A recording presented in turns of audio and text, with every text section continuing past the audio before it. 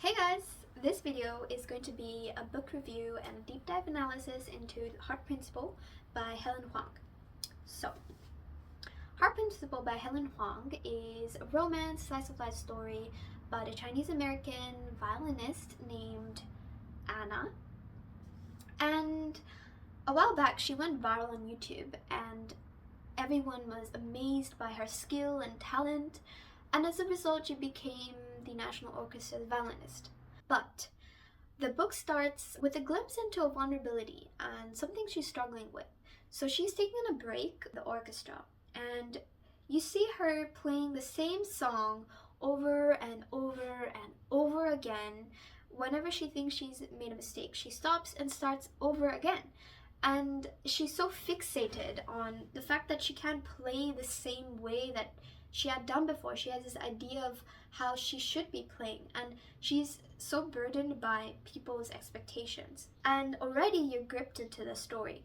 And at one of her therapy sessions, her therapist suggests that she try something new. And her way of trying something new is a one-night stand. And that's not what her therapist had in mind. So she makes an account on a dating app and she meets the male romance lead, Kwan. So Kwan owns a kids apparel business that he runs with his best friend Michael, and he teaches kids martial arts in the studio. So Kwan also makes an account on a dating app, and he has just recovered from cancer treatment and feeling like he's lost parts of himself. So he also is looking for something new. And so they both meet on the dating app and they start texting, and their chemistry is off the charts. And they bond over nature documentaries talking about octopuses. I mean, how cute is that? And then, they schedule their first date, and Anna gets so excited and gets ready and all of that.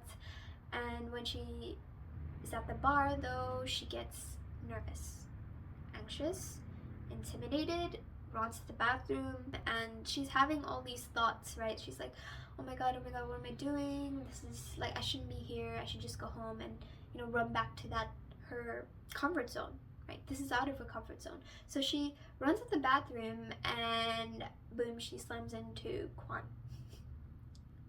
So when she looks up, she sees, picture this, big muscular guy, tattoos, leather jacket, bald head, motorcycle, big boy, bad boy stereotype. And of course she knew what he would look like, seeing the profile picture on the dating app, but seeing him in real life kind of is like, oh my god. And she feels a little bit of butterflies and heart flutters, but she gets so nervous and she's like, I'm so sorry, and she runs. And so their first date is a ruin. But the story takes off from here, and it deep dives into a tangle of some spicy sex, conflicting family expectations in Asian households, touching on neurodivergence and mental health issues. So, if this interests you, do keep reading.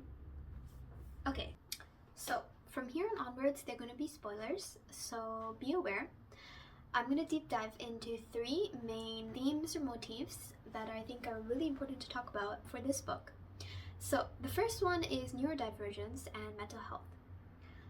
So, Anna gets diagnosed with autism, and at first she cannot believe it and denies it. But when the therapist gives her a book about autism, she really identifies with a lot of what it talks about in terms of how she feels and behaviors she has adopted, especially this thing called autism, masking. So masking is something that autistic people may do to fit people's expectations of who they should be and force themselves to act like the average ordinary person. So Anna does this to an extreme extent, and you see this throughout the book, and it really gets on your nerves. It really got on my nerves because I was like, this is just going to break you in the end. And that's exactly what happens. Anna experiences a burnout, and in this period she basically just shuts down and isn't able to do anything, function at all. But of course sweetheart Kwan is there, and he takes care of her. Yeah, so cute, so cute. But another thing that's important to mention is that when Anna told Priscilla, her older sister, that she's autistic, Priscilla did not believe her. No, she was like, no, you're not. You're definitely not. And Anna was like shocked and in disbelief. She's like, she doesn't believe me. How can she not believe me, right? But this comes back to masking and how well she's masked, to the point that Priscilla, her own sister, doesn't even recognize that this is a mask and this is not who she is. And so in the rest of the story, she's constantly battling with this. And when her dad falls into paralysis, her family mainly Priscilla, makes a decision to keep him alive, and they have to take care of him. And she doesn't want to keep him at the hospital. So basically, Anna has no choice or say in that matter. She feels like she can't voice her opinion, which is really common in Asian households. Especially as the younger sister, she feels like she can't voice how she truly feels or what should be done. And so they have to take care of the father, and Anna really struggles with it because she is masking to an extreme extent, and it drains a lot of her energy. She has no time to herself, and she's really struggling, and that's what leads to the burnout and shutdown. So yes, so at the beginning and for the most part, like, Priscilla doesn't really recognize that she's autistic and recognize her needs. And even towards the end, she's still very not accepting, and it takes a long time for her to accept it. But on the other hand, her mom, though, kind of knew that she may be autistic, because apparently it ran in the family, so she was more accepting. And I think it was really moving, and I really felt it at the end when they had that deep talk, and Anna really felt like she connected with her mom there, and felt seen. And that's huge. That's huge in Asian households. So yeah, that's Anna's side. For Kwan, I think it's that idea of masculinity and the beauty standards of men and how they should look like. And he really holds himself up to those standards and thinks that he should be looking like this. And he was diagnosed with testicle cancer, and because of the treatment, he doesn't look the same as he did before, and he really struggles with his self-esteem. But Anna doesn't care, and she accepts him for who he is and tries to show him that, this doesn't mean anything. I love you for who you are. And yeah, I think that's a core part of what makes their relationship so strong, that they accept each other for who they are, all of their imperfections and what others might consider challenging. They love each other for exactly who they are. So I kind of touched on the second topic already, the second theme, which is Asian family expectations and conflicts. So Anna's relationship with her mother and Priscilla is really complicated. She loves them and she wants to please them all the time. She's a people pleaser, and thus she masks and tries to be who they want her to be. But it puts an immense pressure and burden on herself, which ultimately destroys her. So yes, she struggles with that. And then there's the importance of reputation and saving face in Asian households. So, Priscilla makes that decision for the family to keep the dad alive and not euthanize him or not let him go. But Anna basically witnesses a moment where her dad kind of suddenly grabs onto her and he's like, no, like, I don't want this. And she clearly sees that he doesn't want this. He wants to be let go. Like, she knows, but she won't tell her family because she feels like she can't voice her opinion as the younger sister.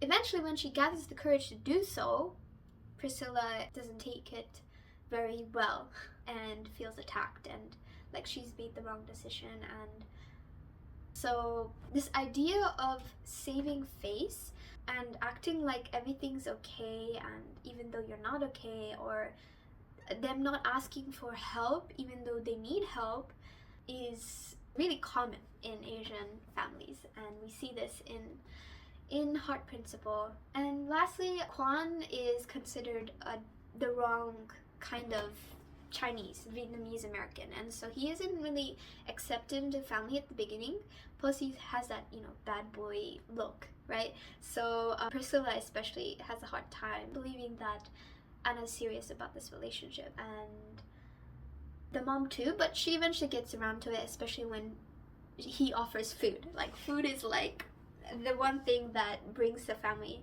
Asian families, close together. So that's the second theme. The third theme is healthy sex and romance. So what is a healthy romance, our relationship? So I think Helen Hoang lays out the foundations of a healthy relationship really well, or depicts it really well. And the first cornerstone is consent, verbal and nonverbal. And you see right from the beginning, that Anna, first of all, really struggles with voicing what she needs. But Kwan is really encouraging for her to voice it, and it takes her a long time to do so. And I think that female pleasure can be quite, or voicing or talking about it, sex in general, or how to pleasure a woman, for example, is not really voiced or normalized in Asian households or family, like, at all. It's like the taboo, forbidden thing to talk about. So I think that can really become an issue later. Yes, and we see that happen. So yeah, Kwan is always asking for consent, and Anna is always asking for consent, verbally and non-verbally. And yes, it's challenging at the beginning, but it gets easier over time. And not only in the bedroom, but like expressing how they feel and what they need, and, you know, like, I'm sad right now and I need this support, or things like that. I think both of them really struggle with, and a lot of us do. So it's something I think a lot of people can resonate with if they read this story. And the last thing is that I think Helen Hoang really depicts a healthy relationship that's built on trust, patience, honesty, and kindness. And that's something that's built over time, and it's a solid one. So wrapping it up now, Heart Principle, I think, is for those looking for a quick read, accessible read, specifically looking for a romance, slice of life story where romance isn't the only thing going, but rather it complements the plot, and where it deep dive into mental health issues and family drama. So if you're looking for something that has all these elements, then this book is for you. Right. Enjoy, guys, and I'll see you next Wednesday.